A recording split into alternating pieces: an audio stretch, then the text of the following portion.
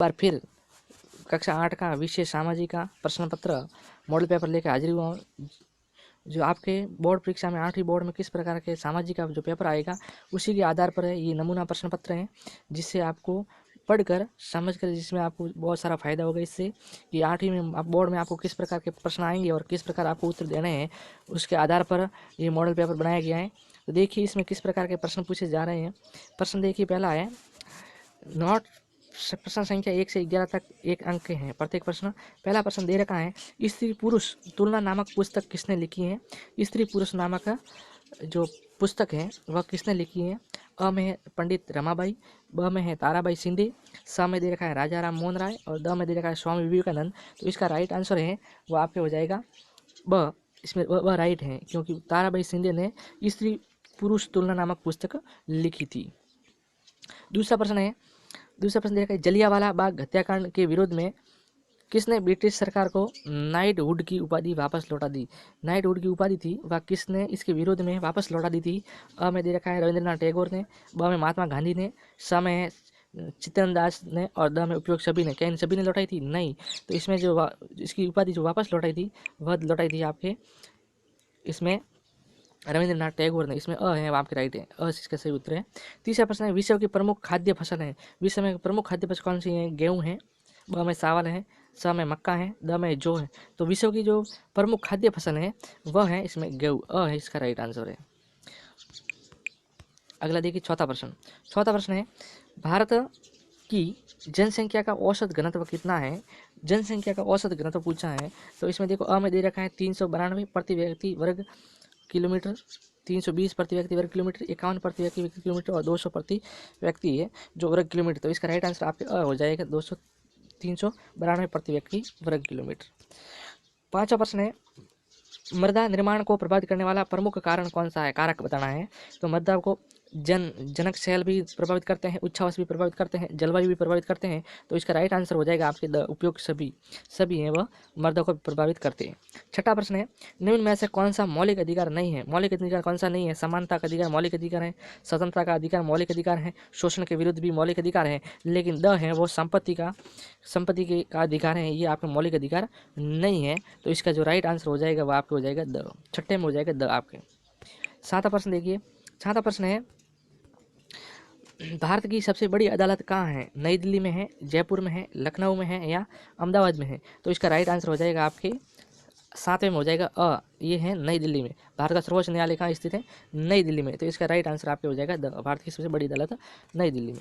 आठवां प्रश्न है, भारत में सर्वप्रथम 1862 ईस्वी में उच्च न्यायालय की स्थापित हुआ था। 1862 में जो सर्वप्रथम उच्च न्यायालय कहाँ पे स्थापित हुआ था। अ में हुआ देखिए कलकत्ता में है, ब में मुंबई है, स में मद्रास दे रखा है और द में उपयुक्त सभी।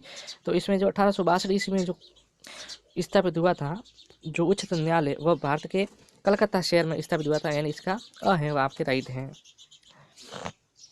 अगला प्रश्न है, नवा है, कितूर में अंग्रेजी विरोधी आंदोलन का नेतृत्व किसने किया था। कितूर में अंग्रेजों के प्रति है ना विरोध किसने किया था। अ में दे रखा है आपके रानी चम्मन्ना, ब में है रानी लक्ष्मीबाई ने, स में तात्या तोपे ने और द में हैदर अली ने। तो इसका राइट आंसर हो जाएगा आपके अ, इसमें रानी चम्मन्ना ने इसका विरोध किया था, अंग्रेजों के सामने भिड़ गई थी वह। 10वां प्रश्न है, 1857 में विद्रोहियों के क्रांति का नेता किसे घोषित किया था। 1857 की क्रांति हुई थी, उस समय क्रांति का नेता किसे घोषित किया था। अ में दे रखा है तात्या तोपे, ब में मंगल पांडे ने, स में दे रखा है बहादुर शाह जफर को और इनमें से कोई नहीं। तो 1857 का जो क्रांति का नेता था वह आपके स इसमें राइट हो जाएगा, बहादुर शाह जफर द्वितीय को घोषित किया था, इसमें है स राइट है, बहादुर शाह द्वितीय को घोषित किया था। 11वां प्रश्न है, निम्नलिखित के जोड़े बनाइए, यानी मिलान करना है, जोड़े बनाना है। बनारस हिंदू कॉलेज की स्थापना कब हुई थी। तो बनारस हिंदू कॉलेज की स्थापना हुई थी आपके ये 1771 में हो गई थी। कलकत्ता मदरसा की स्थापना हुई थी, कलकत्ता मदरसा की स्थापना हुई थी आपके 1781 में।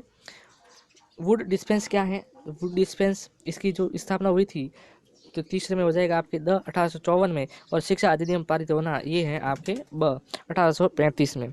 ये आपको मिलान करना था इसमें। अगला प्रश्न देखिए क्या है। अगला प्रश्न है, नोट्स प्रश्न संख्या 12 से 21 में से कोई 7 प्रश्न हल करने हैं और प्रत्येक प्रश्न आपके 2-2 अंक के हैं। प्रधानमंत्री कौशल विकास योजना क्या है? तो प्रधानमंत्री कौशल विकास योजना है वह आप देखिए, प्रधानमंत्री कौशल विकास योजना भारत सरकार की एक योजना है जिसे जुलाई 2015 में शुरू किया था।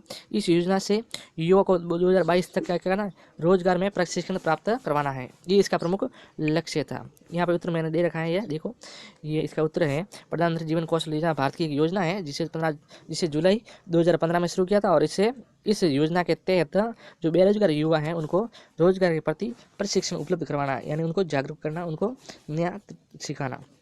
अगला प्रश्न है 13वां प्रश्न दे रखा है, कीर्तन और दहन कृषि क्या है? तो आरंभिक जीविका निर्वहन कृषि को करते हैं कीर्तन या कृषि, जहाँ पे पेड़ पौधे को जलाकर और उसी स्थान पर जो कृषि करते थे लोग उसको कहते हैं कीर्तन कृषि या दहन कृषि। अगला प्रश्न है 14वां प्रश्न दे रखा है,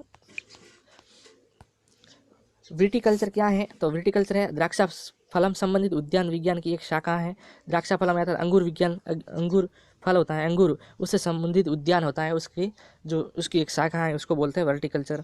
15वां प्रश्न है, 1857 के सैनिक विद्रोह का प्रारंभ कहाँ से और किसने किया था? तो 1857 का जो सैनिक विद्रोह का आरंभ हुआ था वो आरंभ तो भारत में नसीराबाद से हुआ था और किसने किया था? तो मंगल पांडे ने किया था।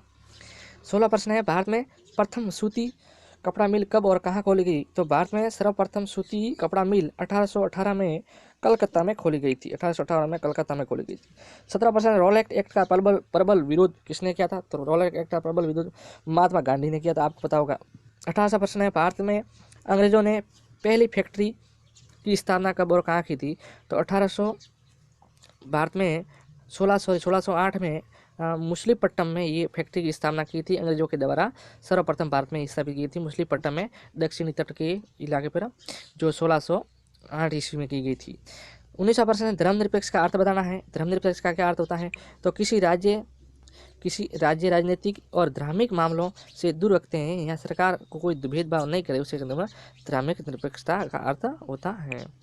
20वां प्रश्न है, उच्च न्यायालय के फैसले के खिलाफ न्यायालय में अपील की जा सकती है। कहाँ पे की जा सकती है? उच्च न्यायालय के खिलाफ। तो उच्च न्यायालय के खिलाफ हम सर्वोच्च न्यायालय में उस मामले के खिलाफ उसके फैसले के बदले में हम वापस अपील कर सकते हैं, वापस याचिका दायर कर सकते हैं सर्वोच्च न्यायालय में। और सर्वोच्च न्यायालय वर्तमान में कहाँ है? भारत में नई दिल्ली में स्थापित है।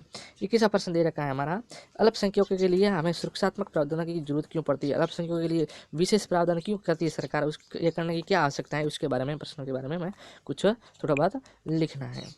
फिर प्रश्न दे रखा है आपके 22 से 29 तक सभी प्रश्न हैं वो, उनमें से 5 प्रश्न करने हैं और प्रत्येक के 3 अंक के हैं। अंग्रेजी शासन के दौरान के रूप में कौन कौन से सर्वेक्षण उपाय किए गए उसके बारे में लिखना है। बंगाल के नवाब और ईस्ट इंडिया कंपनी के बीच में किन किन पर विवाद चला?